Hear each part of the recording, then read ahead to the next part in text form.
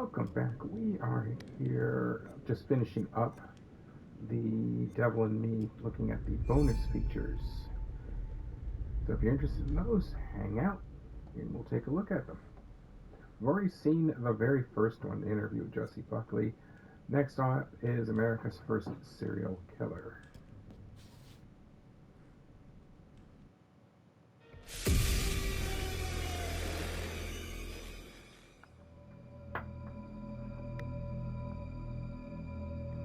Torture chambers, secret passageways, vats of acid, and deadly vaults.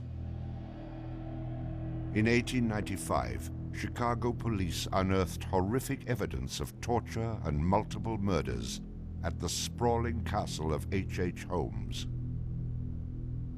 Masquerading under the guise of caring doctor, kind husband, and prominent businessman, HeWhoKnows was a contemporary monster, designing his buildings solely for the disposal of human bodies. Torture Doctor, Monster of 63rd Street, HeWhoKnows was America's first serial killer.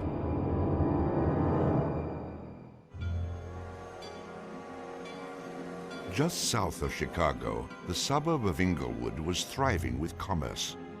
The train station itself had 9 leading lines of railway and over 100 trains stopping there every day. No other suburb of Chicago had this luxury. Dr. Henry Howard Holmes. A pleasure to meet you. Arriving in Chicago, Holmes finds work immediately at the E.S. Holton drugstore, located at the southeast corner of 63rd and Wallace in Englewood. Several months later, Everett Holton dies of supposed natural causes. Then Claire Holton, his wife, disappears after selling the drugstore to Holmes. Owning the drugstore, Holmes had a steady flow of cash. He would often purchase and resell goods and properties under his numerous aliases. In addition to scamming creditors, Holmes obtained his funds from other phony inventions, such as a mineral water elixir, which in reality was obtained from the city's water supply. 1888, Holmes secures a lease on the vacant property across the street from the drugstore, the southwest corner of 63rd and Wallace. It is here that Holmes will make his horrific dreams come true. He will construct a building for which the entire world will remember him. Fantasies start very young. And so what he did then was he took a step furtherance of his fantasies to make it reality. And probably, if we had done a little bit of investigation back then, we would have seen things like his plans, but not just plans for a building, because we'd expect to see architectural plans, but plans for his torture rooms. For the suburb of Englewood, the building Holmes is erecting at 63rd and Wallace is a massive construction project. Day after day, passers-by stop to gaze at the spectacle of the many laborers working together to create a magnificent new edifice in their neighborhood. Englewood residents were so impressed with the massive building that they named it the Castle. From its outward appearance, it seemed rather normal.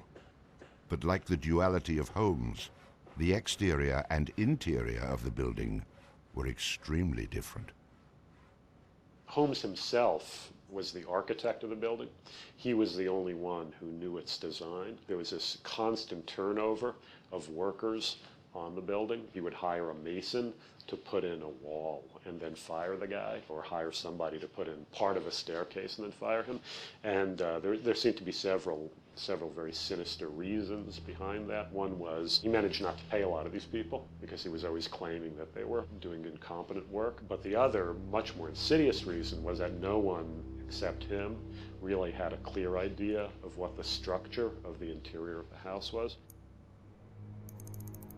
He had a huge bank vault installed in one of the rooms. And the way he did it was he put the vault in first while the building was under construction, and then built the room around it. And he bought this thing on credit. and then refused to pay for it. The bank company said they were going to repossess the vault. Holmes said, well, come on in and do, but if you damage my building in any way, I'm going to sue you for everything you're worth. The bottom floor of the castle housed a pharmacy, jewelry store, barber shop, restaurant, and a blacksmith shop. Behind this innocent facade was a Gothic house of horrors designed by the mind of a monster.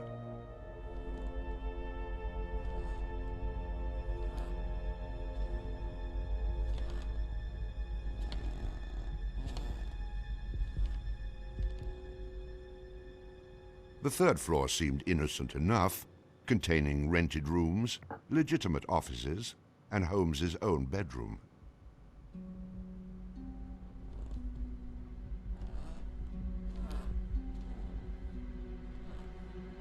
But it was the second floor that contained 35 rooms, many specifically designed as killing chambers.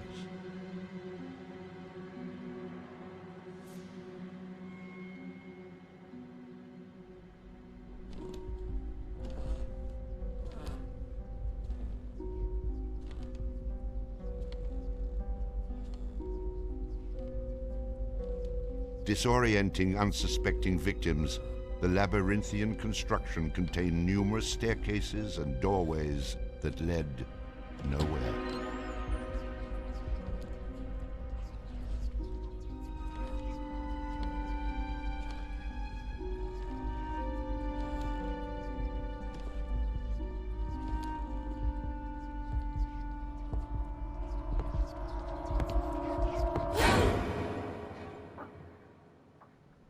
For a quick method of hiding a victim's body, a concealed greased chute and trapdoor led directly into the basement of the castle.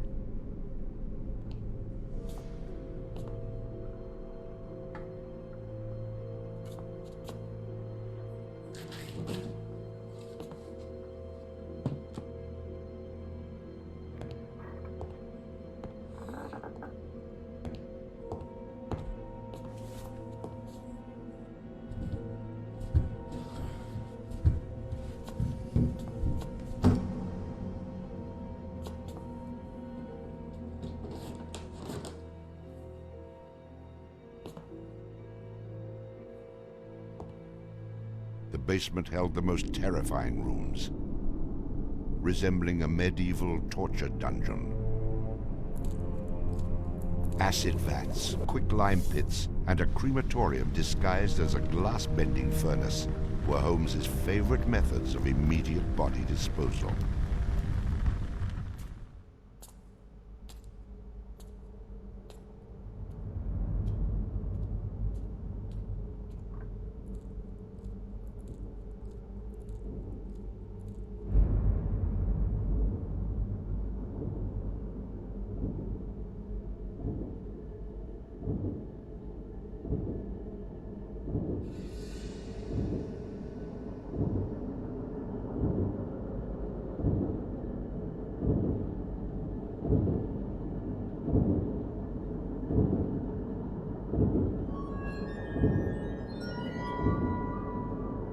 After cleaning and mounting their bones, Holmes would profit from his victims by selling their skeletons to local medical schools and universities. Holmes would make a killing in Chicago, financially and literally.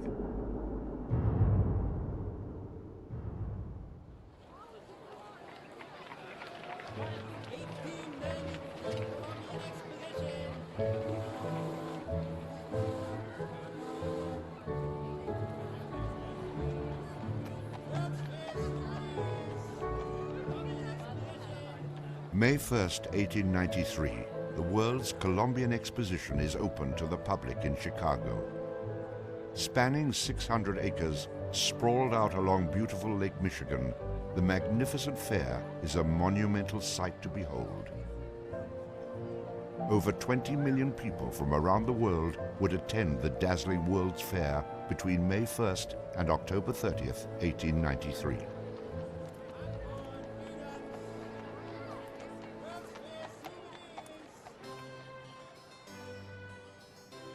Holmes utilizes the World's Fair as the perfect opportunity to capitalize on his demented design of the castle. Located only a few miles from the World's Fair, Holmes's castle was perfect lodging for tourists. Holmes decides to rent rooms to visitors of the fair. He entirely renovates the upper floors of the castle, bringing in the most modern furnishings and luxuries, all purchased on credit, which Holmes had no intention of repaying. In addition to placing newspaper ads for rooms to rent, Holmes visited the fair with several of Benjamin Peitzel's children, preying on elderly women who flaunted their wealth, making sure he invited them back to the castle for a warm night's stay in a soft bed. They're not calling their relatives telling them where they're at. They just know that they're going to Chicago to see the Columbian Exposition. Perfect victims, because they're unknown in the city. Their relatives, wherever they came from, know that they were coming to Chicago, and they never came back. Now, how do you start to find them? They don't even know where they stayed. Perfect, easy victims. I'm sure some of them got in and out of his place with no problem. And others, they walked in and they never checked out. Some of the rooms had been completely lined with asbestos to make them soundproof. Hidden in Holmes's office was a master control panel which connected to gas lines leading into airtight sleeping chambers. Holmes would lead his victims into the rooms, lock them in, and turn on the gas, asphyxiating them while watching their demise. Let me out! Holmes, let me out, please! Holmes! Holmes! Holmes, please! Holmes! At the height of the World's Fair, Holmes masterfully juggles his castle businesses, renting rooms, dodging creditors, selling skeletons, and attending to the needs of the many women in his life. I have had many young ladies in my employ, most of whom are still living in and about Chicago, whose parents and friends know only too well that far from being their seducer, I have done much to materially help them in their narrow lives. Being a personable, attractive young doctor and businessman, Holmes won the hearts of many women throughout his life. At one point, Holmes managed to secretly have 3 wives, each never knowing of the others. In 1890, Julia Connor became Holmes's employee and mistress, living at the castle with her daughter Pearl. When she became pregnant and demanded marriage, Holmes agreed on the condition that she allowed him to perform an abortion on her. She agreed. Neither Julia nor her daughter Pearl were ever seen again. Just a week later, Holmes sold a clean, articulated skeleton to the Hahnemann Medical College for nearly $200.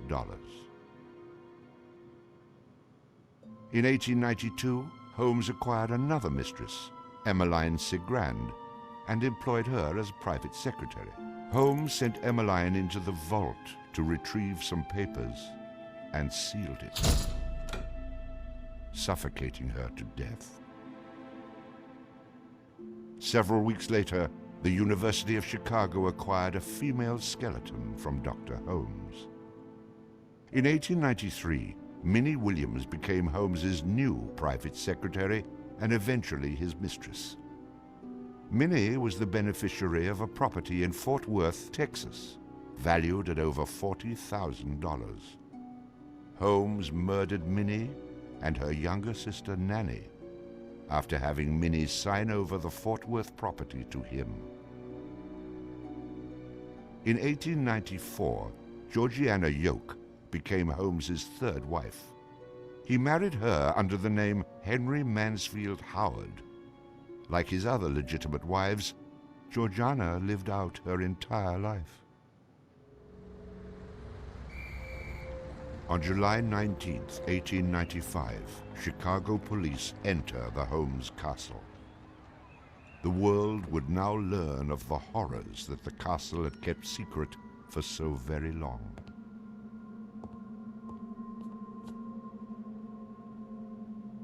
As disoriented detectives and police searched the upper floors of the castle, the true depths of Holmes's evil were waiting in the basement.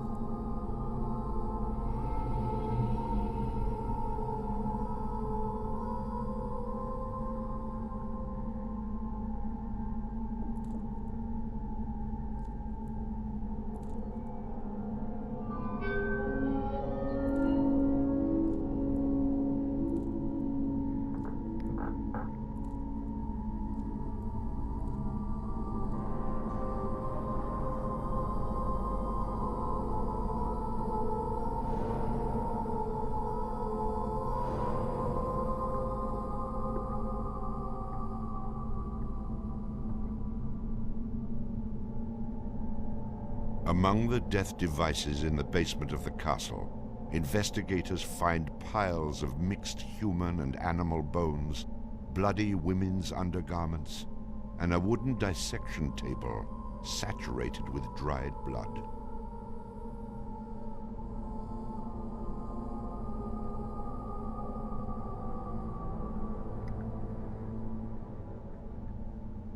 Chicago police were inundated with names of people reported missing from the World's Fair. 50 missing people were eventually traced to the Castle of Horrors.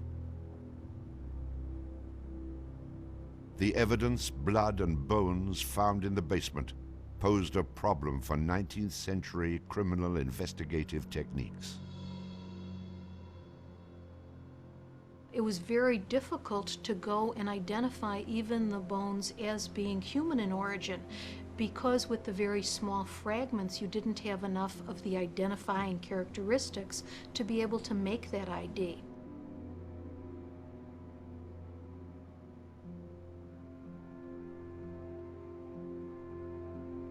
The world is now calling Holmes the Monster of 63rd Street, Torture Doctor, and the Modern Bluebeard. Overnight, Holmes transforms from arch-swindler to arch-fiend. A Chicago journalist calls Holmes a multi-murderer. The Holmes case generated this incredible amount of national attention and really international attention. Really in his own time and in America, Holmes was much more notorious and more widely known than Jack the Ripper, who was a contemporary of his. Then as now, people were very, very fascinated to sort of visit the sites of these terrible crimes.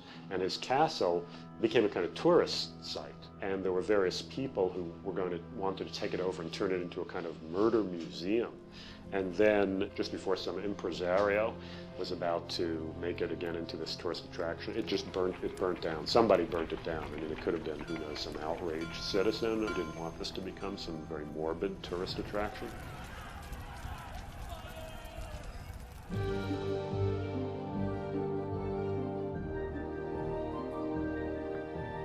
Holmes's trial was kind of the O.J. Simpson trial of the day. It just generated this huge amount of publicity. The case had become a kind of national obsession. Of course, there wasn't CNN or Court TV back then, so it couldn't be covered quite as relentlessly, but it was covered very, very extensively. There were true crime books and pamphlets and all kinds of stuff.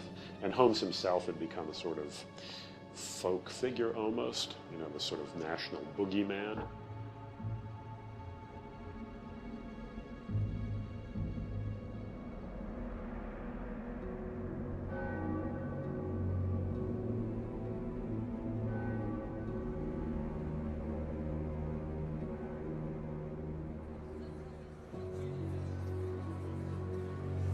The courtroom fills for the final verdict to be read.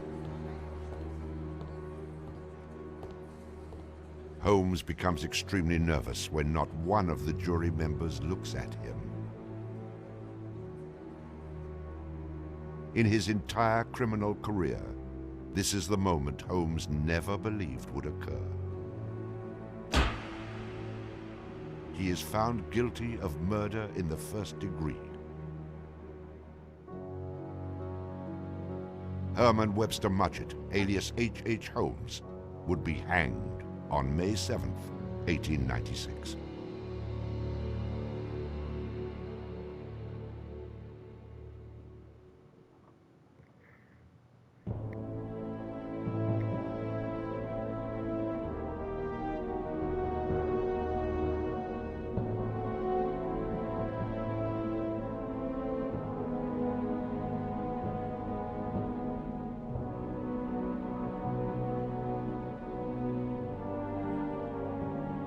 While Holmes was in jail, awaiting the execution of the sentence, he was made an offer by William Randolph Hearst, supposedly for a significant amount of money, to provide his confessions. Holmes, who had already issued about a half a dozen completely self-contradictory versions of his crimes, clearly at this point felt he had nothing to lose. He was going to die anyway. In this confession, he did a complete about-face and portrayed himself as the worst monster who ever lived. He just basically confessed to every crime anybody had ever suspected him of and threw in a few more for good measure. He's reliving the fantasies after the fact now. He's reliving the fantasies of things that he did.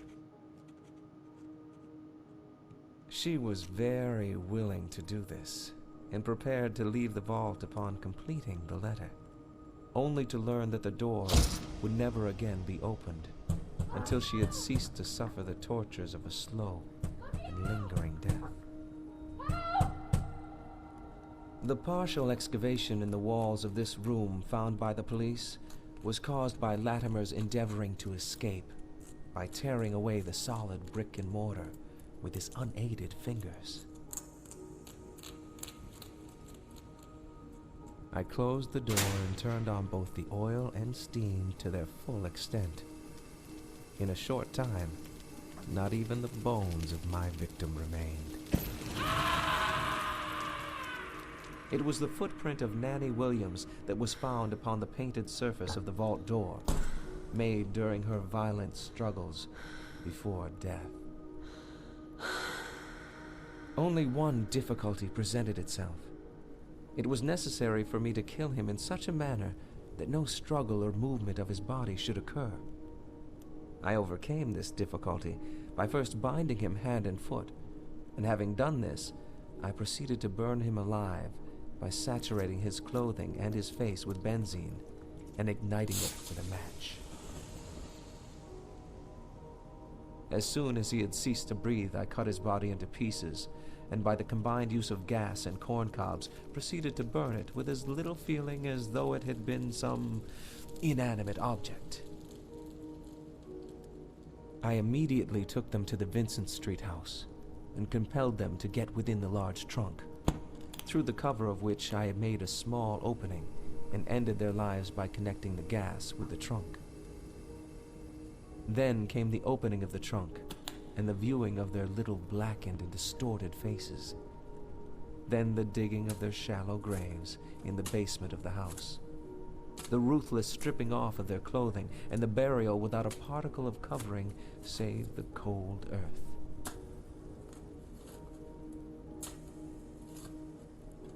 I am convinced that since my imprisonment, I have changed woefully and gruesomely from what I was formerly in feature and figure. My features are assuming a pronounced satanical cast. My head and face are gradually assuming an elongated shape. I believe fully that I am growing to resemble the devil.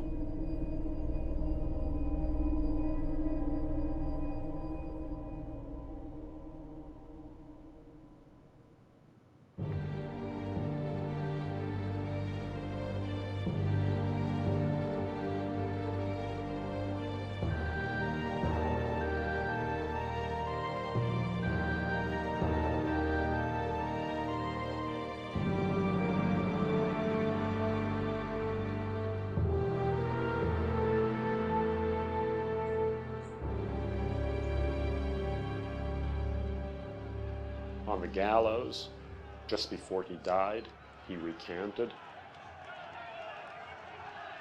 He claimed that the confession that he had published was a complete fabrication. The extent of my wrongdoing in the taking of human life consists in contriving the killing of 2 women that have died at my hands as a result of criminal operations. That is all I have to say.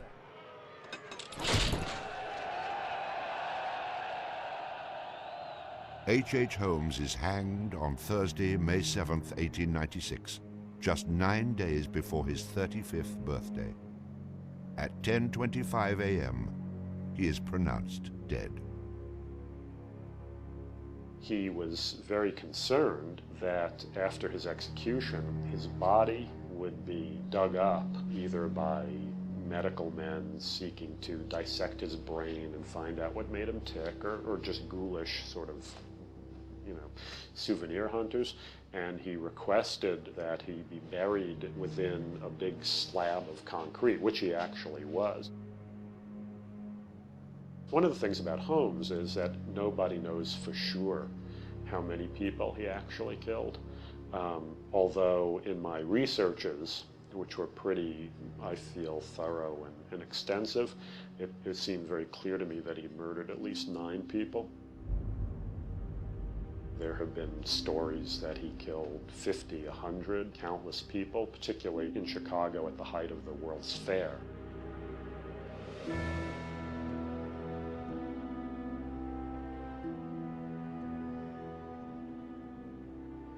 How many people did Holmes actually murder?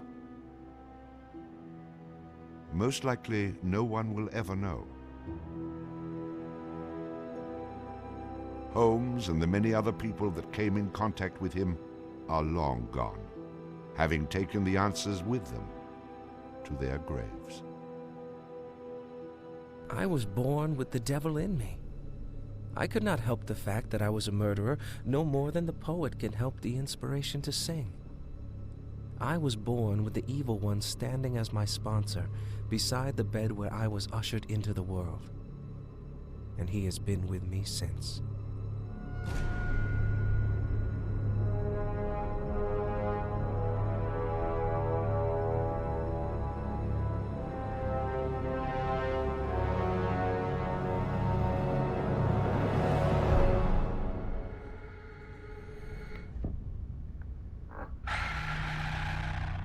Pretty interesting. And scary. Made all the worse because this is the real thing. Okay, let's check out.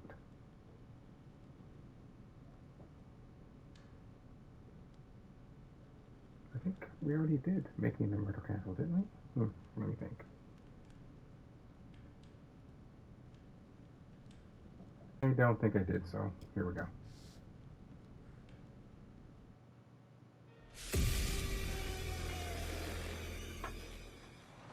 So, what do we know about this guy? He's rich, he's a recluse, he's obsessed with H. Holmes. We're going to a property he inherited from a relative. Some of the rooms are full recreations from the murder castle. Dumet has blueprints, documents, artifacts. Totally sane, I'm sure. There are various elements we knew we wanted to explore when designing the hotel. From developing areas and set pieces that generated a constant sense of uneasiness and tension, to memorable trap rooms that forced the player into frantic life and death decisions. I'm so sorry. We took a lot of inspiration from Holmes' original murder castle, as we wanted to capture the way that Holmes' castle was created to disorientate and confuse his victims. Welcome to the World's Fair Hotel. As cunning as Dumet is, not everything in his castle runs like clockwork anymore. His operation has become so vast that he can't maintain everything, and the Lonic crew have turned up at just the right time to exploit that. The production design for the hotel needed to reflect the original design, utilising a Victorian-style facade and castle turrets, interiors with ornate mouldings and panelling, being made larger to accommodate the game's intention to be used as a vast labyrinth to create fear and horror. This included the hidden rooms, sliding walls, trapdoors, and secret basements, but with extra central monitor rooms and death rooms, all hidden from the guests, providing multiple layers and multiple levels to explore, unveiling the horror within. Special attention was given to the design of the areas such as the lobby, the bar area, and the dining rooms to provide an authentic, believable Victorian hotel, bringing a feeling of magnitude and foreboding to intimidate the player. Guys? Is that you? The hotel guest rooms were designed to be opulent yet aged, in keeping in style with furnishings and fittings, yet having additional modern electronic window shutters installed to trap the victims. Secret observation rooms were also built adjoining, with hidden doorways to enter. Corridors were cleverly designed to include mechanical sliding walls hidden within the Victorian framework, used to change the layout of the labyrinth throughout the hotel. Fuck. The murder inventions designed within locations included the suffocation and crushing rooms, furnaces, and acid baths. The monitor room was a newly constructed area, deep within the core of the hotel. This room allowed Dumet the full control of the labyrinth and its workings. In The Devil in Me, we make use of a range of mechanics new to the Dark Pictures series to help convey the unsettling mood and threat of the hotel. With an expanded focus on exploration, the player spends a lot of the time exploring the hotel's labyrinthian corridors, and as each character revisits a shared area, the feel of it changes. Each character has their own unique light source. Erin and Jamie, as the practical sound and lighting techs, have fairly straightforward torches, with Erin's directional microphone providing an additional small light when in use. Mark, the camera operator, has his camera flash, lifting the darkness in short bursts and providing mini jump scares as the player suddenly sees something out of the gloom. Kate lights her way around with her makeup mirror, providing a small amount of light to fumble through the corridors. And then Charlie's sole light source is his own cigarette lighter, casting the hotel in its flickering orange light and barely really lighting anything at all. Jamie, over here. Each character experiences these shared areas differently through this, adding to the sense of the familiar hotel rooms changing with each visit. It's amazing. The Allen Hotel was originally built in the 1890s. It was converted into a spa later on until it was abandoned and finally chosen by Dumet for his murder playground. Some parts had been restored, like the rooms the characters stay in and the lush lobby and bar areas on the first floor. We work closely with concept art and art direction to create distinct color palettes and ornate assets that made those areas more inviting while still leaving something unsettling about their imperfections.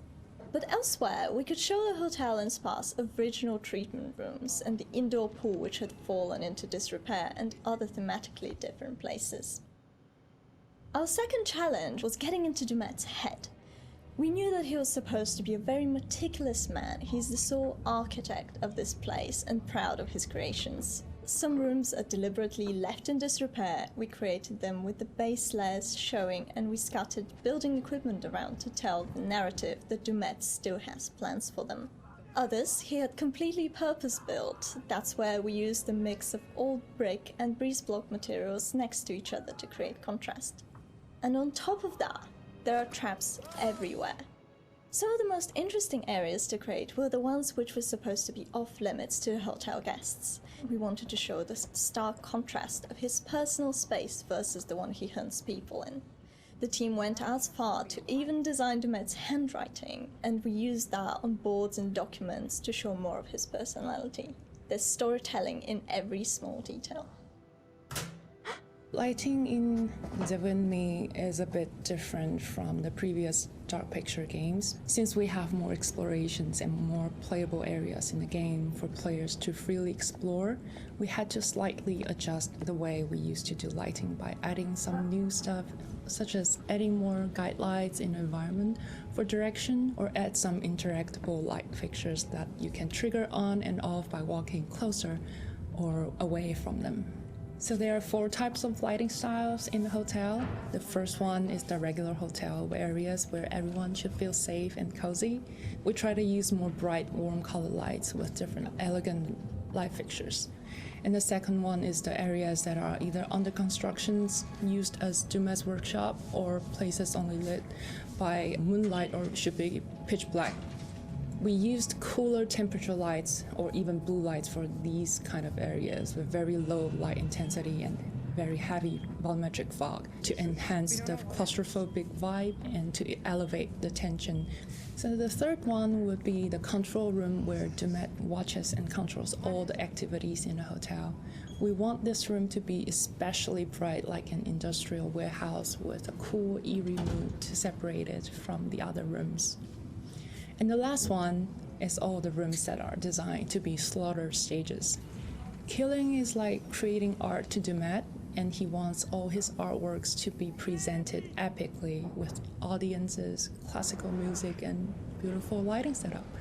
So in these areas, unlike the others that have more neutral color in the lights, we tend to artificially light these areas with either theatrical lighting or use high contrast saturated lighting setup, so that we know something is going to happen. If we don't do something, both of them will die, Mark. We wanted to provide players with a truly realistic historical Sonic experience whilst inside the murder castle. We researched multiple properties and buildings built within the same period as the original Chicago murder castle. Authentic door foley and sound effects elements were high on our priority list.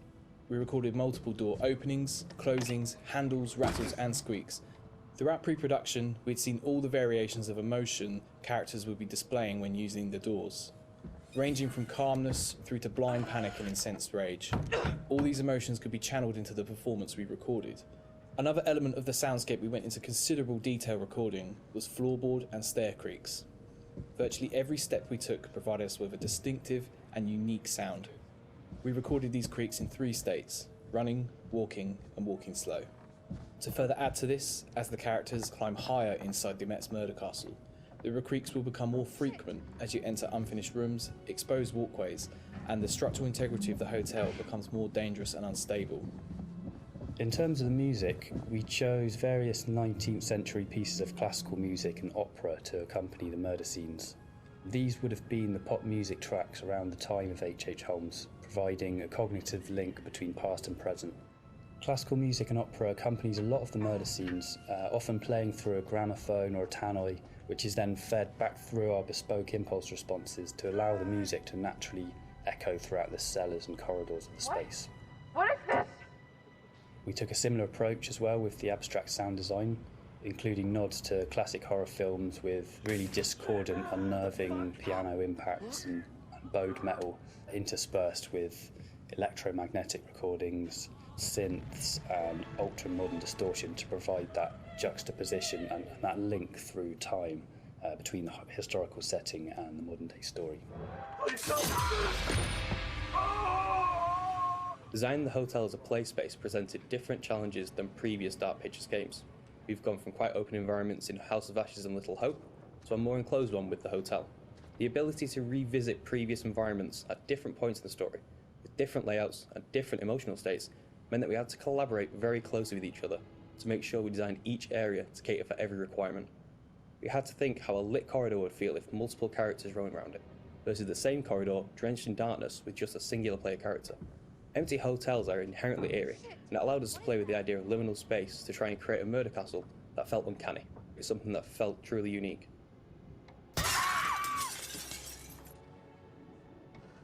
It's me! Get in here! Jamie? Thank God.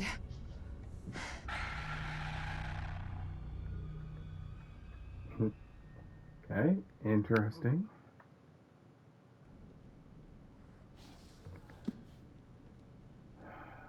We've got 3 more things to look at. I'm going to go ahead and stop this video here. We're going to continue with these others in the next video. Hopefully you like what you've seen. If so, make sure to like and subscribe, and hopefully I'll see you back soon. Talk to you later. Bye-bye.